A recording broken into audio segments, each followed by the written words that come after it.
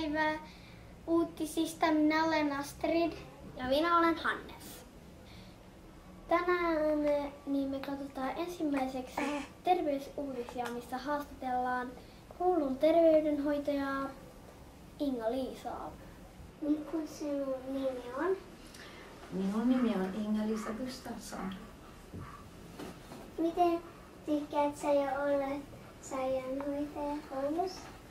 Täällä on hirveän kiva olla sairaanhoitaja, kun täällä tapaa nuoria lapsia ja siis nuoria ihmisiä, jotka on aina melkein iloisia, paitsi kun ne on satuttanut itsensä. Mitä sairauksia niillä on ollut? No täällä koulussa ei ole niin monta sairasta niin kuin sairaalassa, mutta kyllä täällä on semmoisia, joilla on yskää ja nuuhaa ja päänsärkyä ja vatsakipua ja sitten jollakin on semmoinen vaikea sairaus kuin epilepsia ja jollakin voi olla joku toinenkin vaikea. Esimerkiksi sekin voi olla vähän vaikea, se astmakin voi olla joskus vaikea.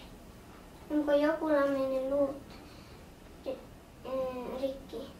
Kyllä joltakin on mennyt luut poikki täällä koulussa. Semmoista voi tapahtua, että koulun pihalla hyppii liian korkealta alas. Silloin voi katkea jalka tai käsikin on katkennut täällä koulussa joskus.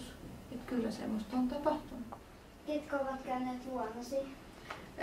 Täällä koulussa käy joka toinen vuosi kaikki oppilaat yhdeltä luokalta. Siis joka toinen vuosi kaikki oppilaat saa tulla. Et sillä tavoin tavallaan puolet oppilaista käy joka vuosi ja toinen puolisko sitten seuraava vuosi.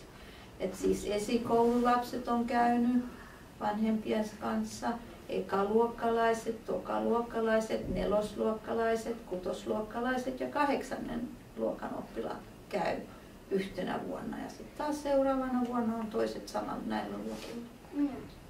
Onko joitakin mennyt sairaalaan? Joskus sattuu niin, että pitää käydä ottamassa niin kuin valokuvan luista esimerkiksi, käydä röntgenkuvauksessa sairaalassa. Niin silloin joutuu ajaa siis taksilla sairaalaan tai joskus jopa ambulanssillakin sairaalaan joutuu lähtemään, jos on vaikeaa hengittää tai jotain semmoista. Niin on sattunut. Ja se on tosi hyvä, että pääsemme helposti, aika nopeasti täältä pääsemme sairaalaan. Ja monesti äiti tai isä tulee silloin mukaan heti täältä koululta. Tai sitten joku henkilökunta lähtee mukaan. Kiitos haastattelusta. Ole hyvä, oli ihan kiva tavata teidät myös. Seuraavaksi koulun ruokalauutiset, jossa haastattelevat Aissa ja Nikola. Moi, mun nimi on Aisa. Minä olen täällä ruokasalissa. Tässä on näkyy, tässä on joka luku ja tossa on lusikkoita. Sitten sanotte ei, joku menee tästä läpi. Ja kaikkein parhaiten ruokaa sulla on? No, mun paras ruoka on hampurilainen. Selina. Mistä ruoasta sä tykkäät? Spagettista ja jauheliasta. Mitä sun? Mitä sun jälkeen pannukakku?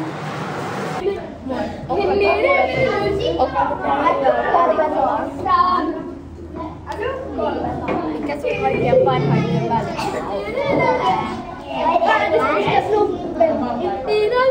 Mikä juo? Mä voidaan ottaa. Hei Luli. No moi, kuka sä oot? Kerro sä. Paperia, anna pikkasen noin paperia.